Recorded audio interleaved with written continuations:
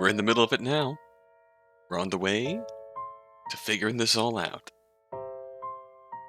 If you haven't watched the previous video, you should watch the previous video first. Because we're into the spoilers now, baby. The previous video, we found out, we deduced who the mastermind was with some considerable effort and some several instances of going back to the drawing board with theories.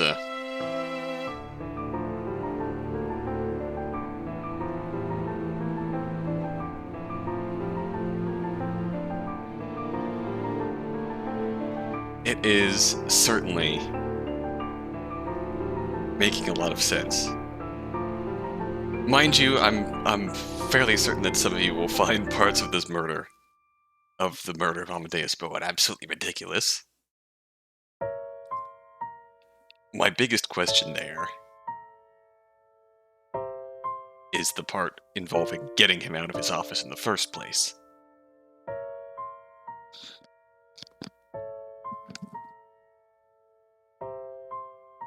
Which maybe we'll come to get a clearer answer of how that happened, but anyways, we're getting back into the spoilers. So, you have 30 seconds to comply. Go back and watch the last video to see us figure out enough to advance the plot. I definitely didn't have it all together. I will say that.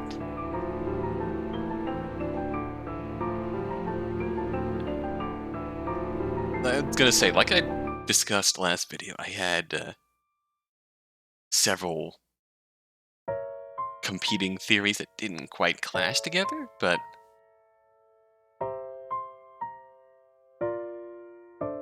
I know the domino metaphor may not have been the most proper in the situation, but a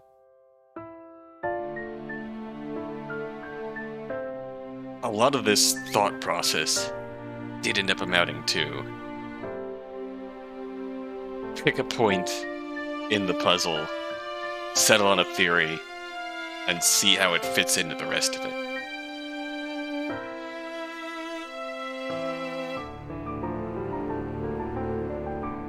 Which I think is why I was trying to focus on the Zodiac bids first. I was a little bit too fixated on Pig's involvement, and again, Pig got killed.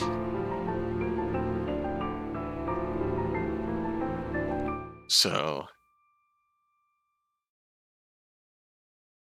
ultimately, we had to address the question of who the traitor could have been.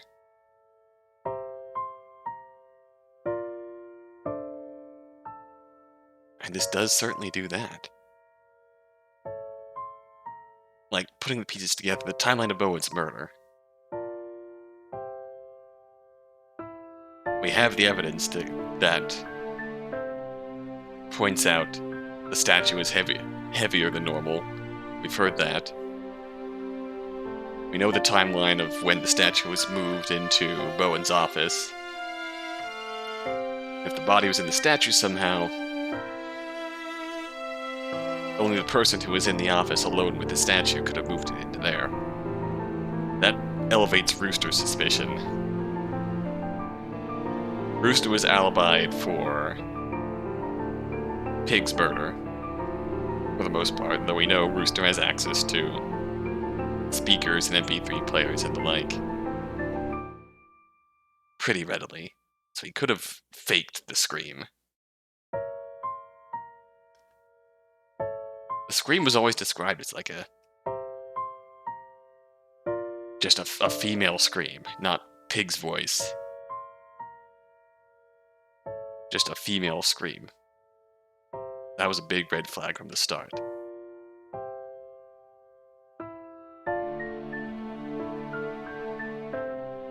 Anyway, enough babbling.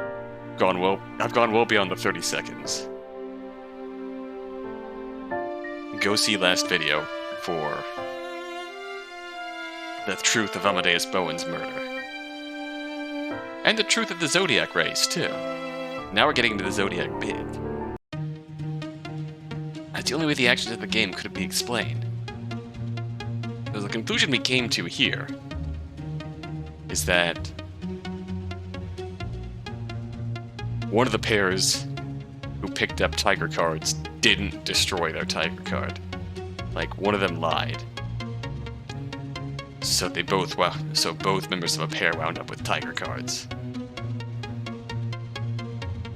In this case, Rooster got the spades, Monkey got the clubs, and Monkey set the clubs.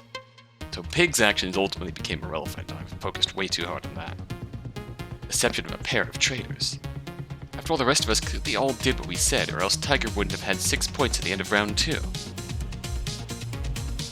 Mouse, I thought we agreed that the traitor killed Pig.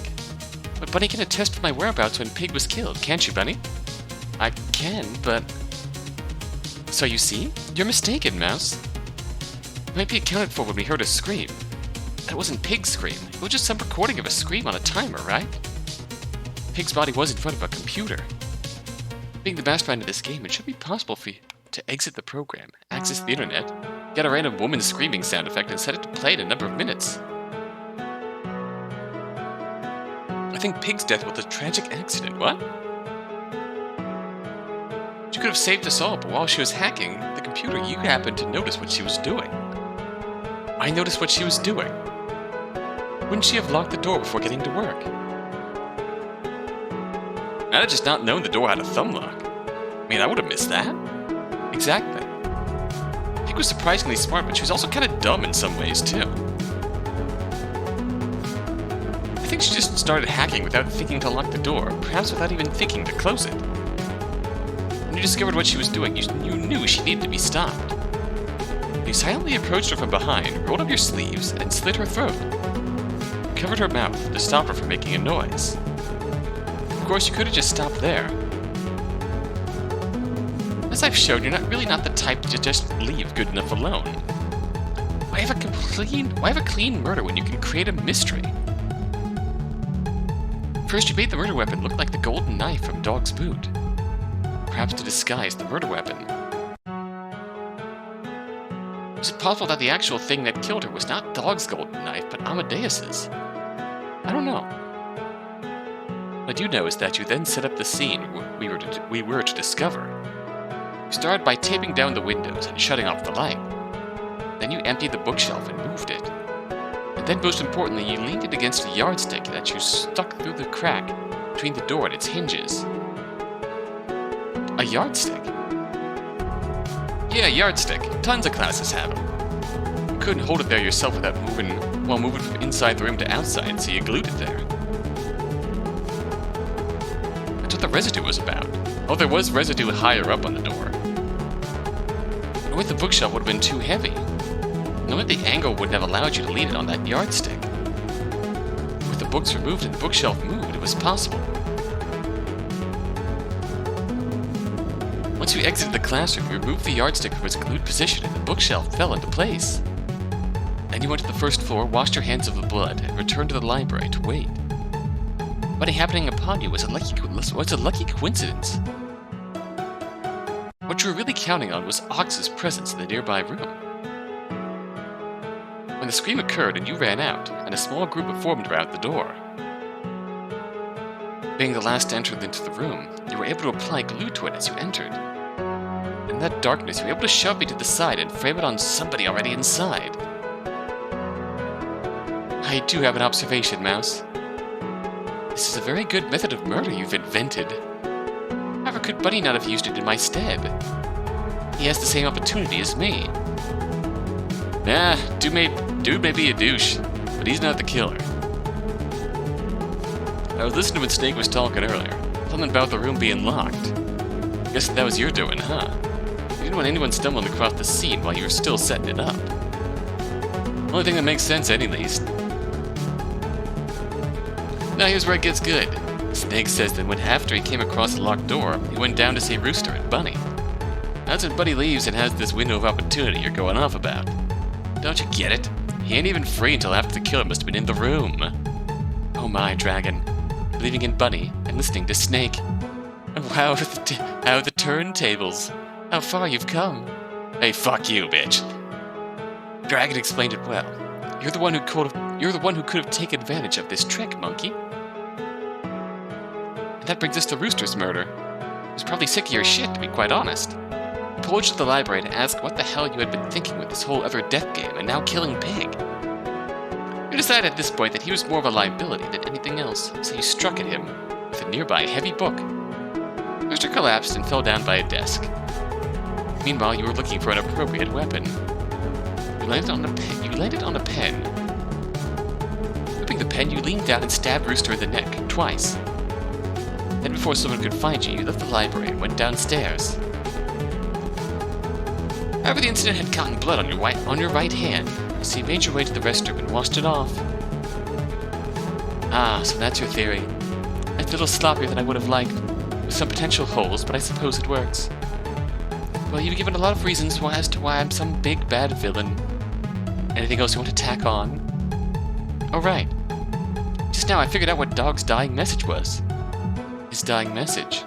Three people involved in the game? What he did with his hands. When he covered his mouth, he was referencing hear no evil, see no evil, speak no evil. He was trying to signal monkey to me. Ah, I see. On the other hand, the one that was showing 3 fingers. It wasn't 3 fingers, that was an M. M for monkey. Very clever. Alright then. Your work was a little sloppy, relying entirely too much on guesswork and simply being wrong in a number of matters. However, you also managed to reach a conclusion about 2 rounds sooner than I thought you would have. So I guess I'd give this a passing grade, if I were to evaluate it. It was fun enough to watch someone break my work down like that. Then this means... Oh, have you all not gathered it by now? Mouse was largely accurate in her hypothesis. A wave of unease washed over the crowd. It was a strange blend of indignation, surprise, and fear. For me, there was an added element. It's a shame, though. Now that the chaos was starting to sink in, I planned on having some more fun with you all. Preying on your weaknesses, getting you to turn on each other. But I suppose that's no longer possible. Why? Why, monkey? I trusted you. You're always a good therapist to me. And that means I'm innocent. No, of course not. Guess I never knew you well enough. But still, at this point, don't you at least owe us an explanation? I thought you just gave us an awfully long-winded explanation. Are you sure you want to hear it from me? I want to know what would drive you to something like this. Okay, then. I suppose it could be a nice exercise to run through things a little more clearly. Now, where to begin? Suppose I should start with my childhood. This will seem irrelevant, but trust me, the full story is somewhat warranted in understanding my perspective. So then, when I was a young child, I learned that my brain had a defect. I didn't experience emotions in the same way as other people did. That is to say, I had difficulties experiencing emotions in the first place. I learned pretty quickly that my reactions weren't like the others, that I was viewed differently than the others. To remedy that, I got better at leaving my emotions on all the time. For a time that was perfectly suitable. I was able to blend in, more or less. However, that was just one aspect of my life. The problem came with my parents. My incredibly overbearing parents. My parents who controlled every aspect of my life. I could be generous and say that they worried about my life, since my brain works so differently. But I know that no matter what, they would have acted the way they did. That's just who they were. No, that's simply how things were. They were like that through forces beyond their control. The end product of all this was that I lived an extremely controlled life. Devoid of much freedom or autonomy at all. Luckily for me, and them, I turned out to be something of a prodigy. I chalked it up to a side effect of my unique brain chemistry. When I finally went off to college, it felt like I could finally breathe fresh air. Unfortunately, that didn't last for too long. Very soon after getting there, I found myself in a relationship with a rather despicable man. Certainly from the outside, he seemed like a suitable partner. However, he was by most metrics what one would consider an abusive boyfriend. Incredibly controlling. Our relationship was anything but healthy. However, at that time, I wasn't able to see things clearly. Wasn't mature enough. I had gotten rather good at keeping my emotions on all the time, which also colored things. We went out for a time. He eventually broke up with me. I was too emotional. Having rather thoroughly opened myself up, this blow came like a dagger. It was the first time in my life I learned what it was like to really feel upset. Needless to say, I was not in a good state. And at the time, I had a rather fateful encounter. Hey, are you alright? Rooster, because you kind of look like shit. At my lowest point, I met Rooster. He wasn't exactly the most reassuring person in the world, but it's clear he tried. Seriously? That guy seems like a total asshole. The type that needs to take a little walk down a long pier. That's not how the saying goes. Sayings are like species. They evolve over time. Anyway, look at this. Look at it like this. You're finally free. Free? Yeah, you got no constraints anymore. You do whatever you want to. Follow your passions unfettered. I suppose that's a way of looking at things. It's the only way of looking at things. Take me, for instance. I'm gonna be a famous actor one day. That's just a fact. If I was stuck answering to boring people all the time who didn't know what they were talking about, I wouldn't reach my goal until I was like an old man or something. Don't get me wrong here. There could be some kick-ass roles for old men, true. That's a lot more of a niche market. They're often more mentor figures or some shit. Am I making myself clear here? In a way, yes. Talking with him actually helped me out quite a bit. Amazingly. It recalibrated me, as it were. From there, I got my priorities in check. Firstly, I had learned from this whole experience that it was far preferable to keep my emotions squarely turned off. I also decided that Rooster was right. I need to find a direction in life. Something I actually aspired towards. I settled on studying psychology. After all, the way the brain worked had always fascinated me. Its mind didn't quite work the same way as everyone else's. It didn't take too long for me to get a handle on things. Once you read through all the literature on the subject, you get the gist of things pretty quickly. It's impressive. Humans are a lot simpler than people like to admit. You hear so often about people doing illogical things when they're emotional. But you couldn't count on people to act in the way you expected when feelings were involved. That's a reductionist point of view. Human behavior is actually incredibly methodical and predictable. It's just that the logic it operates on, isn't as straightforward or universal as most types of logic. Each brain's logic is its own world. That actually makes sense.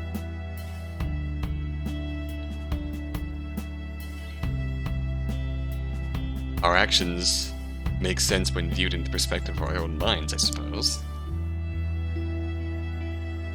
Most of these logics resemble each other. You could learn the patterns without too much work. Eventually, I became a therapist. It wasn't hard. I lived a serviceable life. But it felt as though I was missing something. There was some emptiness to it all, going through the motions. Until years later, I met Rooster. He was doing worse than when I had met him last. Perhaps that's to be expected. Before, he was a youth with dreams. After he had gone through a few flagging years, he was far from giving up, not even close. He felt the need to reconnect, so I accommodated him. As I got to know more about him, I realized that despite initial appearances, he was worthwhile. He was a lot more clever than he first appeared to be. He carried a certain type of charisma. He was the son of a rather rich family. Most importantly, watching his acting, it was clear he actually had real talent. That is correct. He might not have Might not have yet made it big, but it was a matter of time before his career picked up, especially for someone as passionate as him. And so I thought he would be worthwhile to keep around in the long term.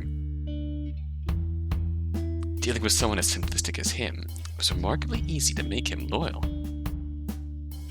Once he truly fell in love, though, once I had convinced him he could trust me, he had a rather major confession to make to me. I had the feeling something was up with him, but I didn't know what it was until that night. So I don't know how to really say this. I've lived a pretty privileged life. I get that. My parents were filthy rich, and they supported my passions fully. However, I ended up having to cut ties with them. Turns out they were doing some really shady shit. They're using their influence to prop up legislation being passed in our city that I just couldn't get behind. It was entirely against my morals. Got in a big fight, and well, it ended pretty poorly. An instant I was cut off from them. It was pretty rough. I'd spent my entire life able to pretty much do whatever I wanted, when I wanted. And all of a sudden, I was completely cut off from their control. Obviously, I got through it. Somewhat, that is. Work's still tough. It's still uncomfortable, living at such a lower standard of living. Eventually, in another argument with them, I learned something. It wasn't actually my parents' fault. They didn't want to do what they were doing. No, it was all Amadeus Bowen's fault. Amadeus Bowen? I mean that man that... So you see where this is going. I looked more into it. I had a private investigator, and it turns out that dude is a total sleazebag. I'm spotty on the details, but I think he's got a massive blackmail ring going on. I was already angry at him for being a dick to me when I was trying to get work from him. To learn that not only was he a huge villain, but he was responsible for my fall from heaven. I couldn't forgive him. I knew what I needed to do. So, to cut a long story short, I murdered him and pinned it on somebody else entirely. You have to believe me, though, I didn't intend for Aaron Morris to get executed. Yeah, I put a lot of evidence on him, but how was I supposed to know that the body would be found so quickly? But there'd be such an airtight witness at the scene. I simply didn't think they'd give the guy the death penalty for a single murder. It doesn't even seem like something you should be allowed to do as a judge, much less something you tend to do. I don't regret killing Amadeus Bowen. He was scum that needed to be vanquished. But Aaron Morris, his soul weighs on mine. He clutches my heart. He lingers behind me. He knows what I did and reminds me that I can never be redeemed. I was already well aware of this case. Namely because I had just received a client of one Brian Morris. Surely this must be fate. It didn't take too much to calm Rooster down, to reassure him that he did nothing wrong. When he regained a more stable composure, he talked about things in more detail. Mentioned how he got a cut from Amadeus with this weird knife that he had smuggled out. But how he still keeps that knife buried to this day. Ah. He talked about how, after stealing the MasterCard from Amadeus at a bar, some gang member went up to him and straight up complimented him for the theft. He had been caught red-handed. Oh. He talked about how Aaron's son was convinced that the killer was still out there. He was doing a dangerous amount of digging. He talked about how the artist who moved the body must have noticed things that were odd. Somehow they didn't come out in the police report, but there was no way the artist wouldn't have noticed the oddities. Talked about sleepless nights, knowing that if he were to ever become a star, these people would be loose ends he could never take his mind off of. Loose ends that could reveal his sin. It was then that I had the idea. Why not make use of my client connection? Surely it would be a trifling task to convince someone as unstable as Brian into handling loose ends himself. Luring someone so unstable into doing such drastic actions would force the police to publicly double down on Aaron's guilt, regardless of the truth. And hey, while we're at it, I'd even use this as an opportunity to boost Rooster's popularity. Make him the star he was always wanted to be. An event like this would certainly draw a lot of media attention. It was the perfect starting place. A plan that truly killed many birds with a single stone. took some time, but soon he went for the idea. After all, it was just getting rid of a lunatic, an old man, and some criminal scum. For my part, I viewed the situation more as a challenge for myself than anything else. So how's it going?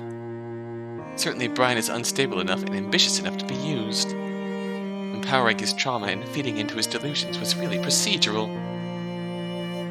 Specific implementation of the plan, on the other hand, I have fears about. What do you mean? The brat's really an odd duck. Instead of a typical hostage situation, it's coming up with these ideas about a trial, making it like a game, a test of people's character. I've been trying to sway him in the right direction, but there's only so much I can do on that front. That explains the opening monologue, where, from Brian's perspective, I was going to make it a trial, but things changed. I pivoted. Let's do this again. Let's do this way. Zodiac Race instead. Ultimately, it has to be his idea. That's the whole point of this operation. That's the only way it'd be airtight. So the plan's not working. No, the plan can certainly work. It's just going to be a bit more delicate to get the outcome we want to occur cleanly. More time passed. How's progress going? Well, things are definitely going forwards one way or the other. I'm worried, though.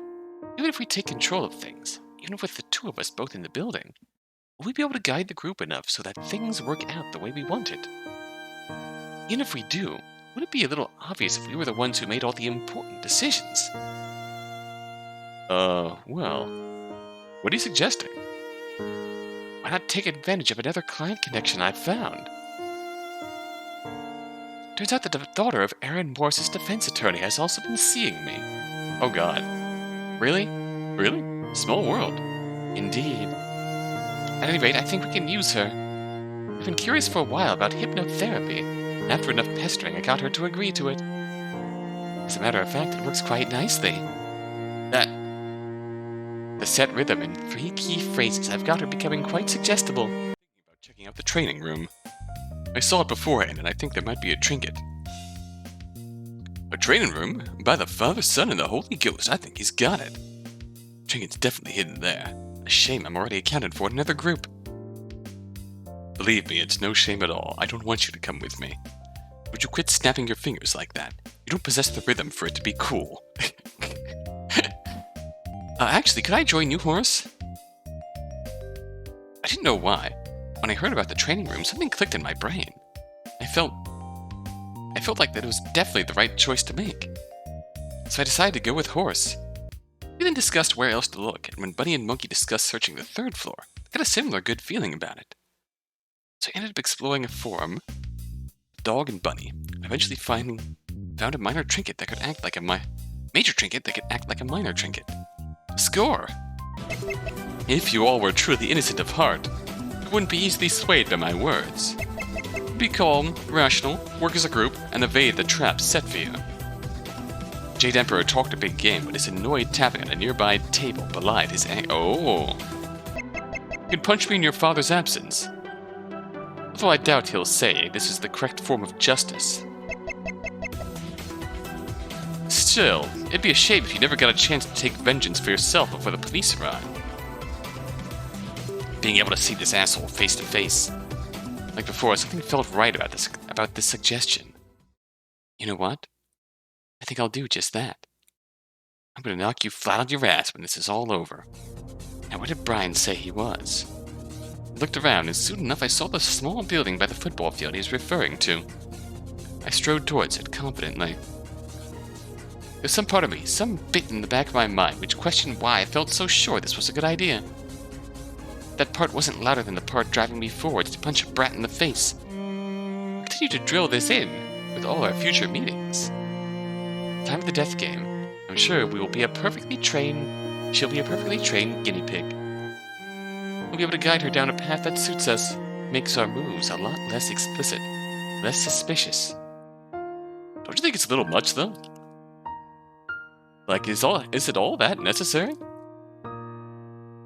I would like to try it out.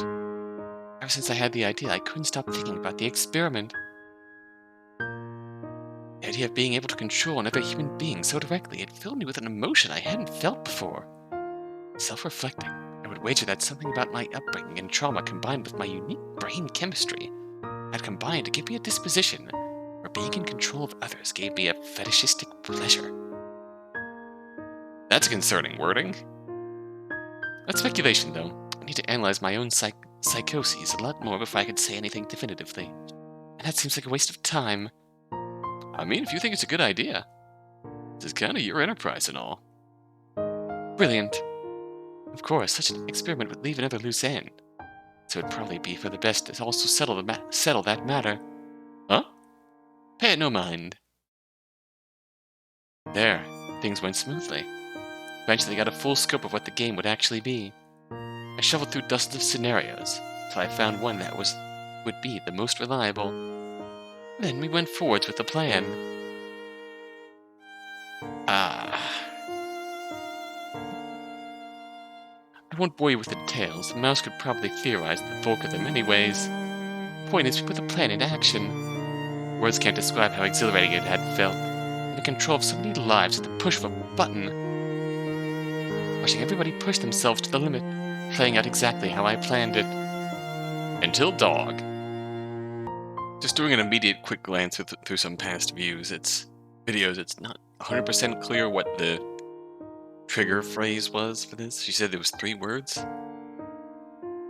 have some time later, I'll try and dig deeper and figure that out. If it would come up anywhere, it would be in mouth. It would be in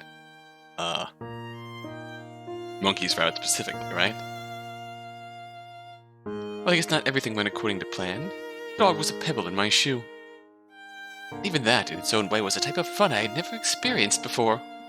I'm fully aware that this isn't a rational response to this sort of thing. Needless to say, I have developed several mental disorders which have morphed my motivations quite entirely away from those a reasonable human would have. Just because I value different things doesn't make me value them any less. If anything, I learned of a unique pleasure that most could never experience. It's sad Rooster couldn't see it this way. What the hell, Jay? I've been looking for a good opportunity to get in a word with you.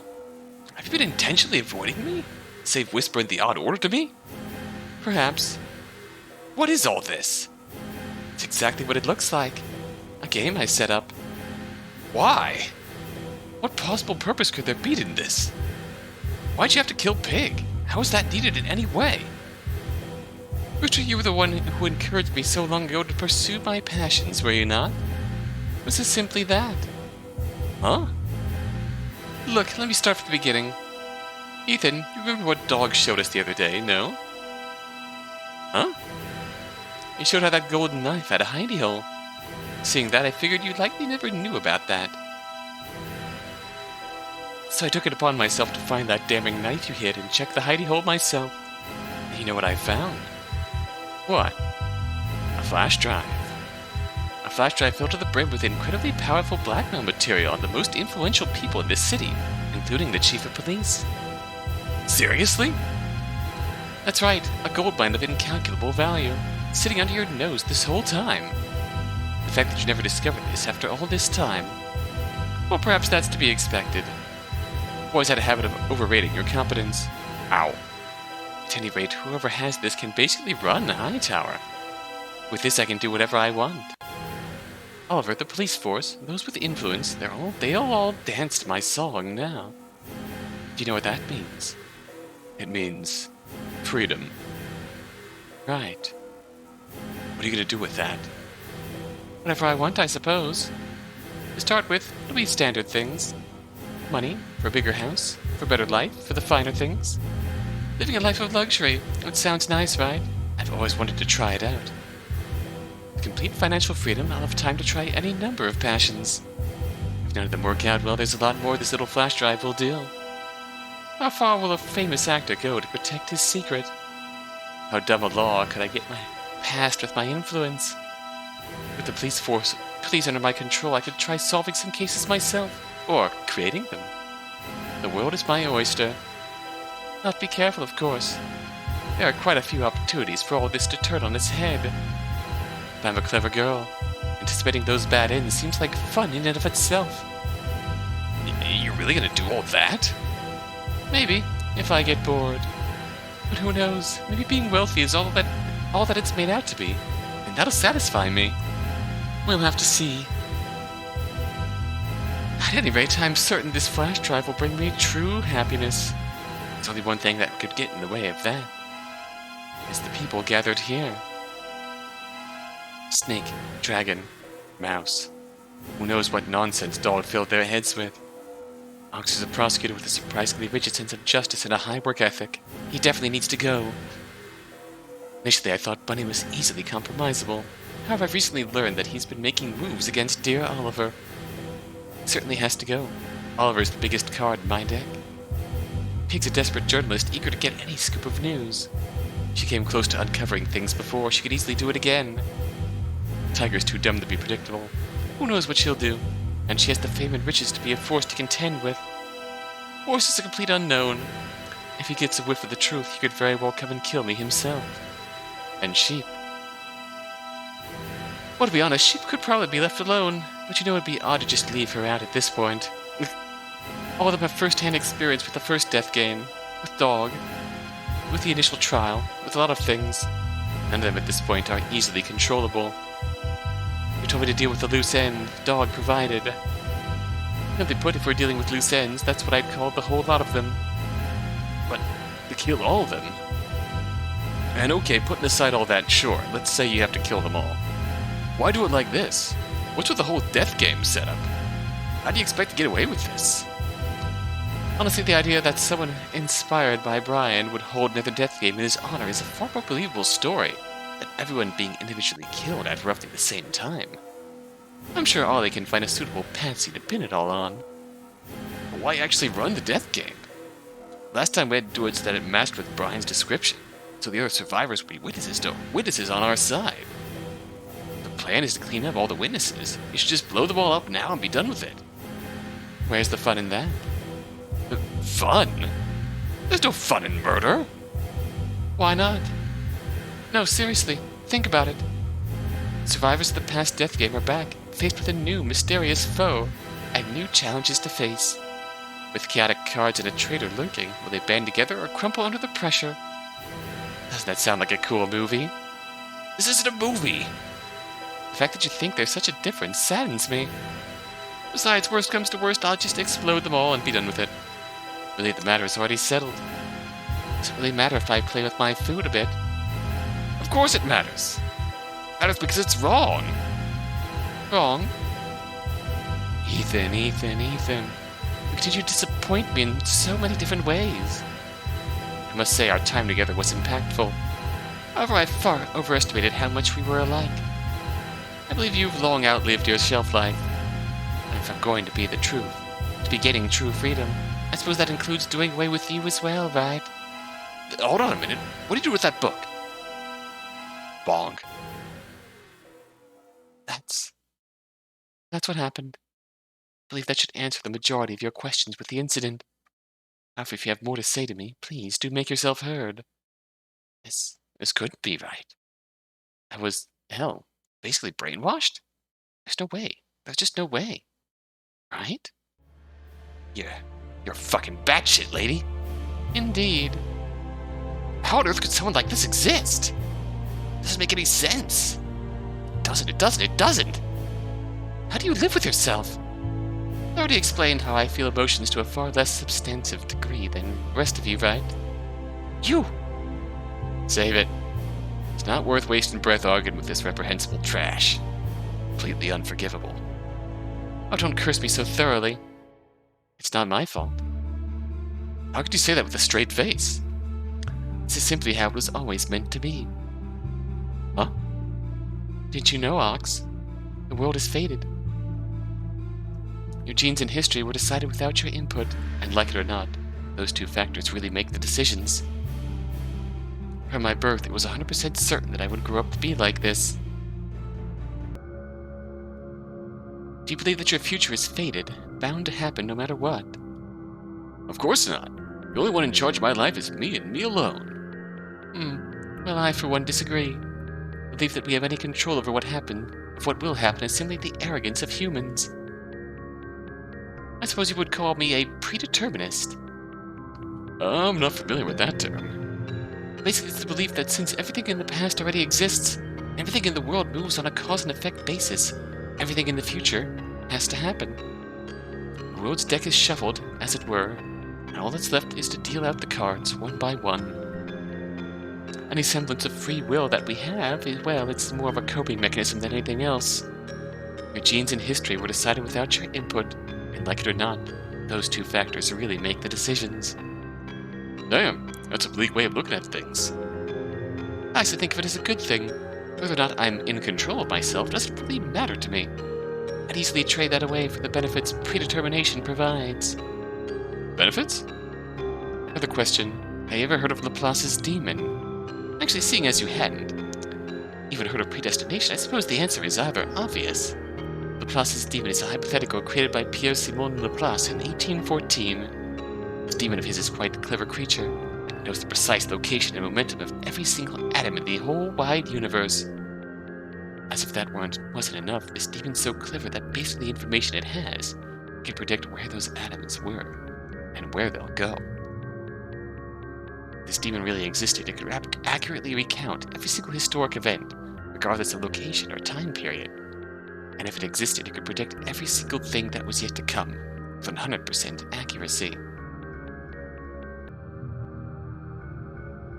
Through careful analysis of the past, of cause and effect, probable futures can be gleaned. Think.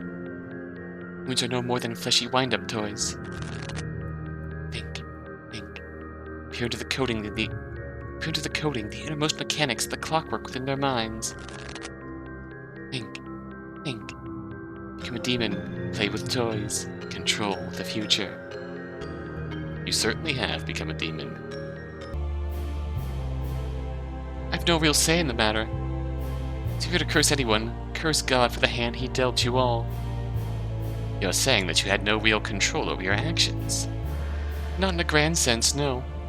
And I have to ask, how are you getting any pleasure from controlling us in these death games? By your own logic, you still aren't really in control. God is. That's... The first time it looked as though Monkey had been caught off guard. At any rate, we really are facing an issue. You've got your hands on Amadeus's blackmail flash drive, yes? This incident isn't ending here. With your taste for blood awakened, the city safely in your pocket, you intend to continue playing with innocent people's lives until you are eventually caught or killed.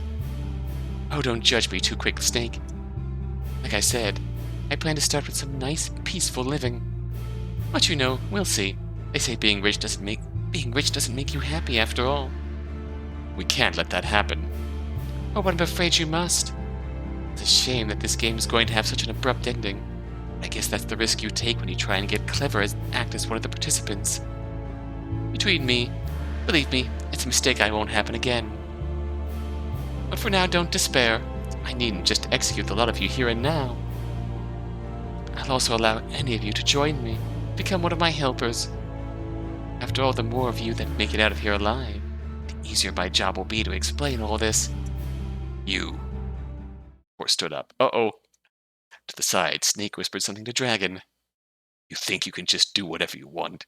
Consequences be damned. You think I wouldn't give my life to slay a monster like you? You think that truly can predict nothing. Horse rushed forward, swinging a fist at Monkey. Uh-oh, Monkey, please don't press the death button. Monkey didn't panic, however. Instead, out of her sleeve came the long metal rod. Oh! That rod intercepted Horse's swing. The sound of Horse's cry and the crackling of electricity rang through the classroom. Oh, don't worry, Horse. Your little temper tantrum was well accounted for. Oh god. She's gone full final boss. She outplayed Horse. Out-Hansed. But are you sure you want to kill me? Is there someone else who should be handling this? Horse faltered, looking down. What? Then he grinned. Oh no. No, I think I can do this one myself. Immediately, Horse slammed his fist down, aiming at Monkey's head. He didn't hit Monkey's head, however. He hit Monkey's steak knife, which he had pulled out from seemingly nowhere. Oh god! Oh god! As Horse recoiled, Monkey quickly pulled the knife out, Horse's arm moving forwards to slash. Ah! Monkey quickly pulled the knife out of Horse's arm, moving forwards to slash him across the gut twice. Horse roared, off kilter, and collapsed backwards onto the ground. Even the attacks you chose to use entirely expected. Then again, am I surprised?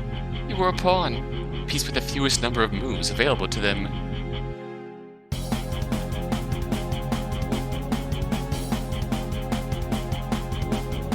Monkey then took a phone out of her pocket. I can think of a few others who might want to start acting irrationally. If you value your lives, I'd refrain from using such violence. Don't forget who controls your life. With a confident smile, Monkey walked out of the classroom. Many people wanted to stop her. Her attention was diverted as Sheep ran to Horse. Hey, hold on! She took off her sweater, using it to address Horse's wounds. She looked over him with a grim decision. Don't worry, those wounds weren't fatal. You all take care of Monkey. I'll make sure Horse pulls through this.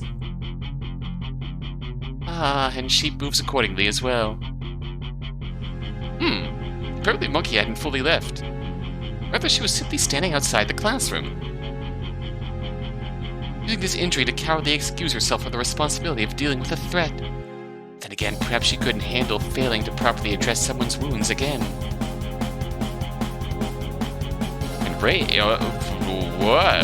Enraged, she pulled a pen out of her pocket and wildly flung it at Monkey.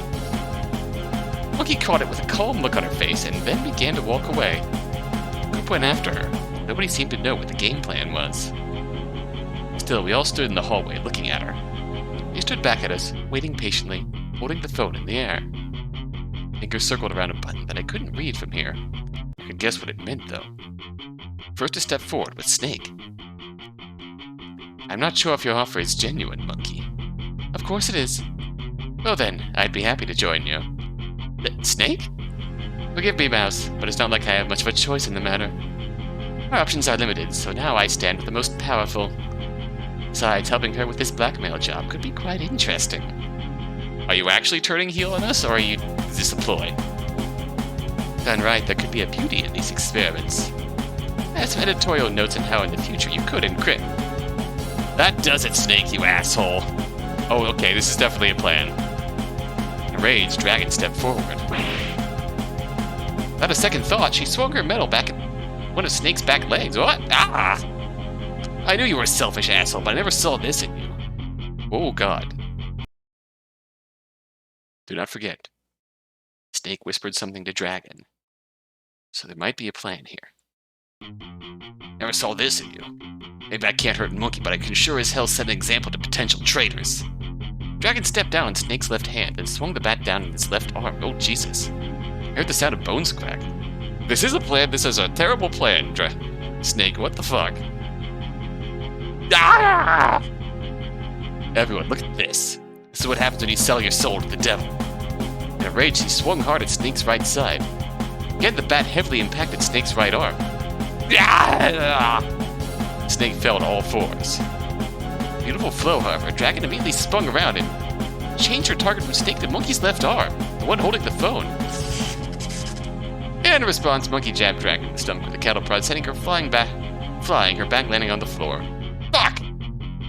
Dragon, you absolute moron! He's obviously going to betray her. What? My. What a comedy of errors. I'd be laughing if it weren't entirely what I thought would happen. Snake would inauthentically plot to get on my good side, intending on betrayal. Dragon would act first, think later. Her eyes would never really leave me. She'd just be looking for a time to strike at me. I think I had you two pegged as some of the most unpredictable. Just then Snake lunged up from his position. What? His right hand grabbed out for the phone. Monkey caught off guard, tried to pull back, but the phone went sliding to the floor. Dragon, still lying on her back, grabbed her bat and smashed the phone on the floor. Oh, Jesus. Gotcha. This is... At our school, we recently had a stage performer come in. Picked up his lesson on acting out a fight quite quickly. Snake smirked, but as he winced, it was clear that Dragon had indeed broken his left arm. Oh, ow. Monkey's entire face, on the other hand, was entirely flushed. She started twiddling her thumbs at a speed I had never seen before while closing her eyes. Like she was muttering something under her breath. Recalculating route. A few seconds later, she regained her composure. I've amended my predictions. I'm still fine. The matter of foregoing the phone and using the computer. In an instant, I realized what she meant. She's going to try and get to the base where she's running the game. However, as Ox shouted this out, Monkey reached under her sweatshirt. With a bit of difficulty, he pulled out a metallic stick. I realized that this was a part of the contraption strapped to all of our chests. Monkey was able to undo this piece from her bomb. Wait, these were bombs strapped to our chests. I realized what this meant. Monkey flipped a switch on the cylinder and threw it up to the ceiling. Oh god! Then immediately began to run down the hall. Run, everybody! We started to follow her, but were pushed back by the immediate explosion that occurred as the cylinder hit the ceiling.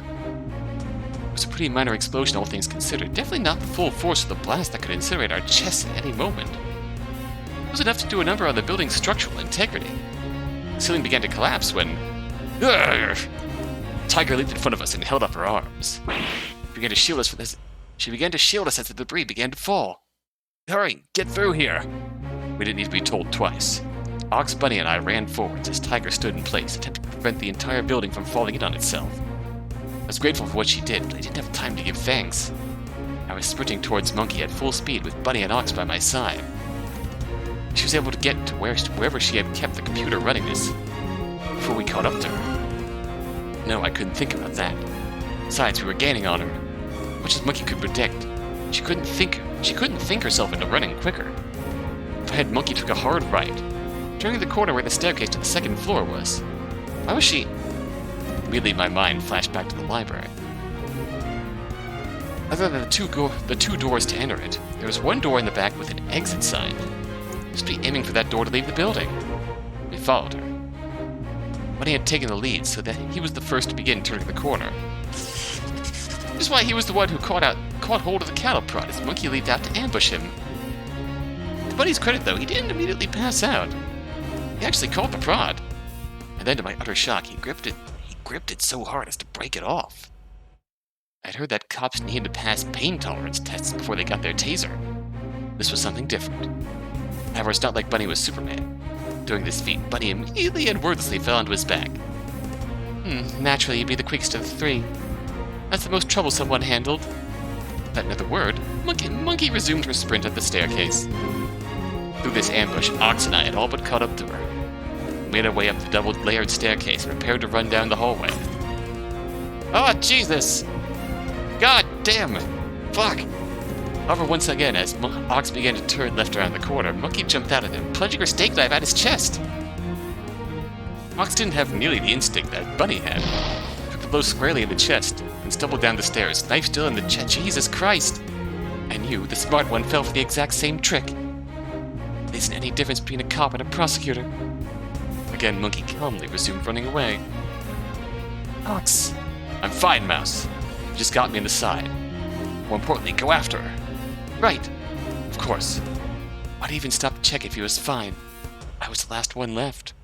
Couldn't pull my weight, we'd all be dead soon enough. I ran faster than I ever had before. Like I thought, Monkey entered the library, and I went in right after her. There in the library, Monkey turned towards me, catching her breath.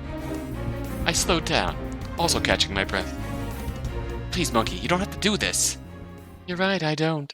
Then, seemingly out of nowhere, Monkey threw a jab right at my head. I was so blindsided by this that I caught the punch squarely in the face. I stumbled back to the wall. Tiger sacrifices herself in the explosion to let Mouse, Ox, and Bunny through. Sacrifice the cattle rod to get rid of Bunny. Sacrifice the steak knife to get rid of Ox. In the end, Mouse alone will catch up to me.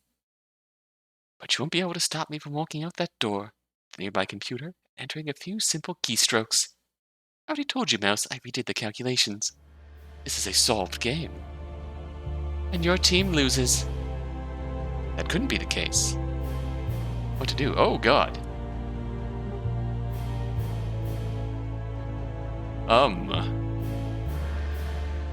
Now we're in it. Punch! Took a moment to steel myself. Then I rushed at her, fists clenched. Planned on going for a simple uppercut. Before I could even get in range, Monkey moved towards me. It kicked me right in the gut, stopping my progress. Come now, Mouse. It's able to handle horse in a fight. Think I couldn't handle you? I'll admit, without any weaponry, I probably couldn't handle someone like Bunny or even Ox. But you're even weaker than me. No, there had to be something. What to do? Obviously, we throw a stapler at her. I wasn't done yet. Noticed a stapler on a nearby desk. Clean motion, I leaned over, chucked the object in my fist, and flung it at Monkey at full speed. She leisurely swayed to the side, letting it fly harmlessly out of the way. Is this really the best you can manage? You really are running out of choices, aren't you? Don't worry. You won't have to make them very soon. I'll make something, anything.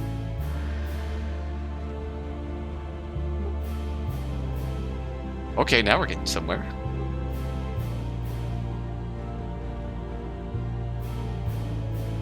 I feel like this is going to be the answer. Lie. Okay, you've got me. If you just spare me, I'll work with you. I can help you set these things up, to be honest. And I saw through you, so you know I'm smart, right? You are quite smart, Mouse. Smart enough to know your only chance at this juncture is to trick me.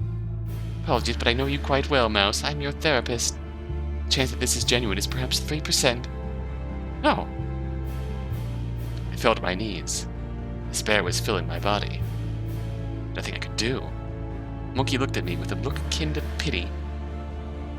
Oh, Mouse, don't look like that. It's not your fault. You're really a remarkable woman, truly. Given your situation, you've far exceeded what most would be able to do. The fact is, humans have their limits.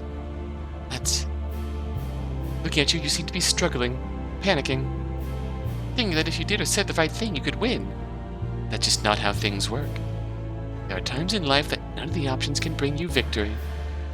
Just accept that this is one of those times. Keep cool.